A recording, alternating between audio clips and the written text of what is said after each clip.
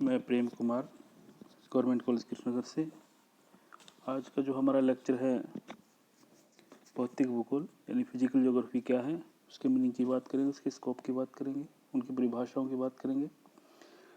तो भौतिक भूगोल भूगोल की वह शाखा है जिसमें पृथ्वी तल पर पाए जाने वाले भौतिक पर्यावरण के तत्वों का अध्ययन किया जाता है। भौतिक भूगोल कहलाती है। भौगोलिक पर्यावरण के तत्व कौन से होते हैं, जिसमें जैसे कि भूमि का आकार, चट्टानें, नदियाँ, जलवायु, प्राकृतिक वनस्पति, मृदा, जीव जंतु, खनिज जो कि प्रकृति से हमें मिले हुए हैं। ऐसे प्राकृतिक तत्व जिनका निर्माण प्रकृति करती है और उसके निर्माण में मनुष्य का कोई हाथ नहीं होता, उसको हम भौतिक भूगोल के अंतर्गत रखते हैं। यानी कि भौतिक भूगोल में उन्हीं प्राकृतिक तत्वों से निर्मित भौतिक परिवेश का अध्ययन किया जाता है जो कि सीधे तौर पे हमें प्रकृति से मिले हुए हैं, मनुष्य का उसमें कोई हाथ नहीं होता। फिर हम बात करेंगे भौतिक भूगोल की जो परिभाषाएं हैं। तो भौतिक भूगोल की जो परिभाषा है उसमें सबसे पहले आर्थर होम्स ने कहा है कि भौतिक पर्यावरण का अध्ययन ही भौतिक भूगोल है। इसके अंतर्गत ग्लोब के धरातलीय उच्चावच यानी भूमि की जो आकृतियां हैं, अलग अलग महासागर हैं, सागर हैं, और वायु जिसमें हम मौसम विज्ञान और जलवायु विज्ञान पढ़ते हैं, उसके जो तत्व हैं, और इन सब के विवरणों का अध्ययन इसमें हम करते हैं। तो इसका मतलब भौतिक पर्यावरण का अध्ययन ही भौतिक भूगोल है। एक ही लोबेक ने क्या कहा है, भौतिक वातावरण का अध्ययन ही भौतिक भूगोल है। टार एंड वान एंजल्स के अनुसार पृथ्वी के भौतिक लक्षणों तथा उनके मानव पर प्रभाव का अध्ययन भौतिक भूगोल है। यानी मानव के ऊपर उन जो भौतिक लक्षण है उनका मानव के ऊपर क्या असर पड़ता है, ये हम भौतिक भूगोल में अध्ययन करते हैं। उसके बाद है एन स्टालर। भौतिक भूगोल सामान्य रूप से कई भूमि विज्ञानों का अध्ययन एवं एकीकरण है जो कि मानवीय वातावरण का सामान्य रूप से प्रकाश डालते हैं।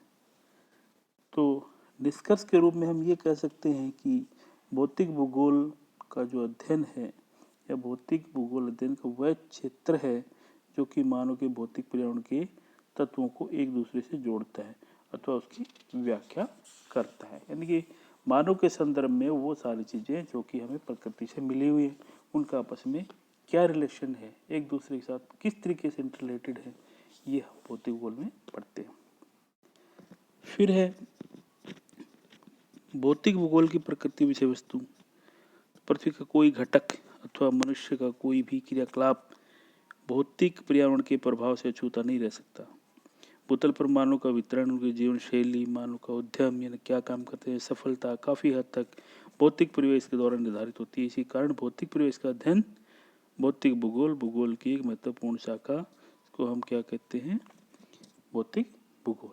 सत्य तो यह है कि भूगोल की किसी भी शाखा और उपशाखा के अध्ययन में भौतिक भूगोल का प्रारंभिक ज्ञान होना जरूरी है। भौतिक भूगोल के महत्व को उजागर करते हुए भूगोलविद फिलिप लैक ने कहा कि भूगोल एक वृहद वृक्ष, बहुत बड़ा पेड़ है जिसकी जड़ें भौतिक भूगोल की मिट्टी में दबी हैं। यानी कि भौतिक भूगोल का अध्ययन सबसे पहले करना जरूरी है।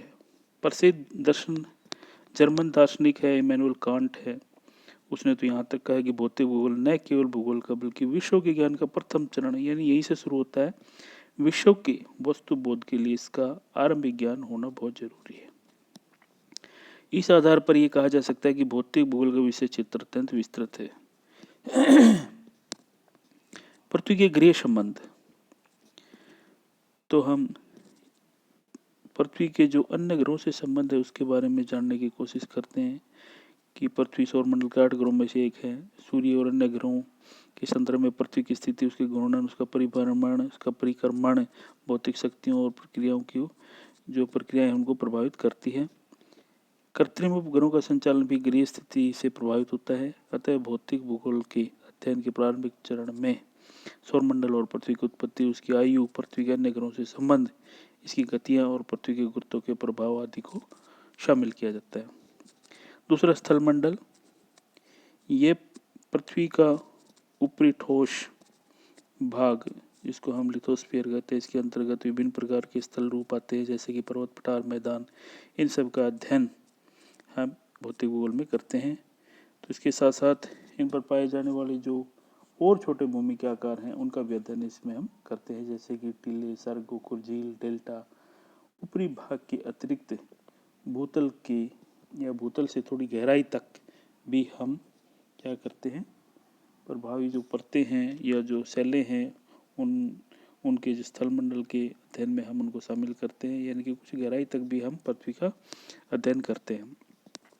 स्थलमंडल में उन अवस्थाओं तथा प्रक्रियाओं का भी अध्ययन किया जाता है जिसकी वजह से यह धरातल अपनी वर्तमान दशा में पहुंचा है। आज जो हमारे सामने है वो कैसे पहुंचा है। इस प्रकार स्थलमंडल में पृथ्वी का भूवैज्ञानिक इतिहास, भूगर्भ की रचना, शैलों के प्रकार, उनके गुण, अंतर्जात और बहिर्जात, बल क्या होते हैं, संरचना, प्रक्रम और अवस्था, इन सभी का अध्ययन हम इसमें करते हैं। तीसरा है जलमंडल यानी कि हाइड्रोस्फीयर। जलमंडल में पृथ्वी के समस्त जलीय भाग आते हैं। अतः स्थलमंडल के अंतर्गत महासागरीय नितल, फ्लोर का विन्यास, महासागरीय निक्षेप, महासागरों और सागरों के जल का तापमान, लवणता, घनत्व, जल का संचरण, ज्वार भाटा, जल चक्र, प्रवाल भित्तियाँ, इन सभी का कैसे जन्म होता है, इन तथ्यों का अध्ययन हम इसमें करते हैं। फिर है वायुमंडल यानी कि एटमॉस्फेयर। इसके अंतर्गत वायु से जुड़े तथ्यों जैसे कि वायुमंडल की संरचना, संगठन, तापमान, वायुदाब, पवन पेटियाँ, पवनों की उत्पत्ति, उनके प्रकार, आर्द्रता, विभिन्न रूप, वायु राशियाँ, वायु विक्षोभ और विश्व जलवायु का वर्गीकरण और उसका वितरण, इसका अध्ययन भी हम इसमें करते हैं। ध्यान दें कि वायुमंडल में केवल उन्हीं तत्वों का अध्ययन किया जाता है जहाँ तक वे स्थल, जल और जीवन को प्रभावित करते हैं।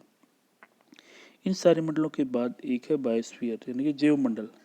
पृथ्वी का वह भाग जहाँ जीवन पाया जाता है जीवमंडल कहलाता है। जीवमंडल एक्सिस रूप से सारे भूमंडल पर और लंबवत रूप से सागरों की गहराई से लेकर वायुमंडल की ऊंचाई तक जहाँ जहाँ जीवन संभव है वहाँ फैला हुआ है। जीवमंडल के अंतर्गत सभी प्रकार के जीवों जैसे कि मनुष्य, जीव जंतु, वनस्पति, उन सभी की उत्पत्ति, उनका विकास क्रम, वितरण, प्रवास और पर्यावास, उनके जीवन चक्र को प्रभावित करने वाली दशाओं का अध्ययन उसमें हम करते हैं। इनके अतिरिक्त जीवन और जगत यानी कि पर्यावरण के बीच जीवों का आपस में क्या संबंध है, उनका इंटरलेशन क्या है, इस सब का अध्ययन भी हम जीवमंडल में करते हैं। पर्यावरण के उन चारों परिमंडलों का अपना कोई अलग अलग अस्तित्व नहीं होता, बल्कि इनमें एक गहरा संरचनात्मक जुड़ाव पाया जाता है। ये परिमंडल एक दूसरे को प्रभावित करते हैं, एक दूसरे से प्रभावित होते भी हैं। भौतिक भूगोल में इन परिमंडलों का अंतर संबंधित यानी कि इंटरलेटेड और समन्वित इंटीग्रेटेड अध्ययन करते हैं। फिर है भौतिक भूगोल विज्ञान के अन्य शाखाओं से क्या संबंध है। क्योंकि भौतिक भूगोल जो है उसमें बहुत सारी चीज़ें जो हैं उसके विषय में अगर हम विषय सामग्री की बात करें तो उसमें कई सारे ऐसे साइंस के सब्जेक्ट हैं, ऐसे बहुत सारे सब्जेक्ट हैं जो कि भौतिक भूगोल का अन्य जो विज्ञान है उनके साथ संबंध है। तो आज इतना ही। अगले में हम भौतिक भूगोल की अन्य जो विज्ञान की शाखाएं उनके साथ क्या संबंध है ये आपको बताएं।